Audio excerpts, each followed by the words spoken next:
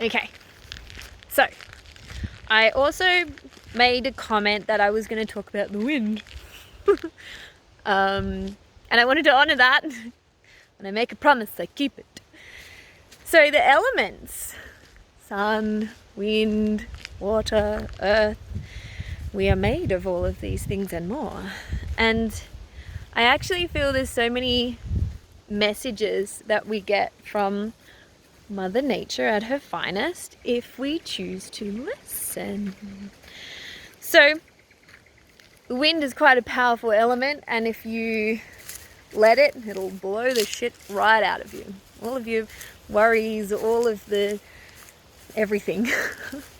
And that might sound really funny, but if we actually listen to the wisdom of nature and what's around us, so I'm going to get a little bit intuitive in this talk today, a little bit spiritual. So if it's not your bag, cool. Otherwise, roll with me because maybe you'll discover something. So for me, I've always been quite intuitive. Those of you that know me are fully aware of that capacity. So I constantly have experiences with this, and I feel that whenever I'm on sacred land in particular, it's very heightened. So for me, it's actually one of the many reasons I love going up to the mountains. You may have seen recently some posts that I did in the Alpine with the plaque that states it's a place where spirits dance, and a little bit about the Aboriginal history of the land there as well. And I feel that it's one of the many places that I really feel very, very connected to the earth, and I think because it's been preserved in such a way, nature speaks to us louder in some places that are a little bit more untarnished. So whenever I go up there, I try just to listen intuitively, because the trees will talk to you, the birds will talk to you, the earth will talk to you if you stop thinking and start listening. We have all of our other senses that we can tap into. So, for example, when I went up for my birthday and just went and got lost in nature for a few days and did my thing, I would listen to what would come through in the river.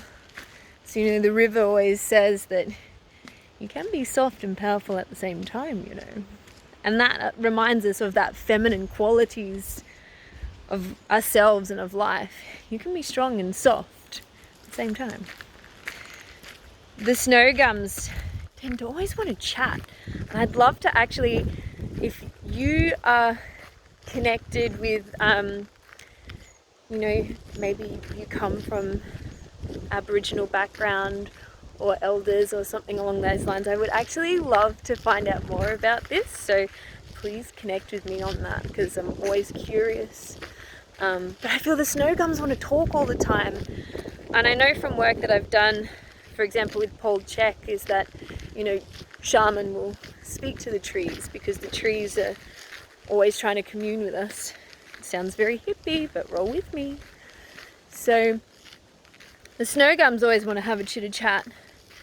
And they always remind you to ground in, to go to your roots, to go to your core, because that's your foundation, and to let the wind blow you, because it'll blow the stuff right out of you that you don't need. I feel like that's such a parallel to life, because we hold on to so much shit that doesn't serve us, that's no longer valid because it's past, and you're not even the same person on a physiological cellular level anymore than you were then. So it's not even useful. I'm about to get barked at by a dog, so you're just gonna have to roll with that. So with the trees, they're always reminding you to ground into your roots. Like, the deeper your roots go, the stronger your foundation. It doesn't matter how much you get blown around, you'll come back to yourself, and you can just bend and twist and contort and allow that push-pull of life, but you always come back to yourself. I actually think that's a big parallel to self-identity, and to connecting to your true self. Hi, darling. Because when you know your core values, when you know your muchness, when you know the essence and nature and trueness of yourself, that's your foundation. Those are your roots. And then it doesn't matter as much what happens around you, because you can come back to yourself. You can circumnavigate straight back to your trueness. So I love that nature always has wisdom and expertise that we can take away in our own journeys too. So I think that nature is really important. I mean, I'm a country girl, so any opportunity to be outside, doing things outside, I feel more connected to me and to life and to understanding. And I think because I've grown up pretty intuitive and around other people that are quite intuitive as well, I've never really squashed those abilities. But we all have them intrinsically. So you can connect back to that as well. So I'm really curious to hear from you. Do you listen to your intuition? Do you listen to nature? Do you know how to connect to any of those? Do you let the parallels of life and nature help you rediscover and reconnect to your identity?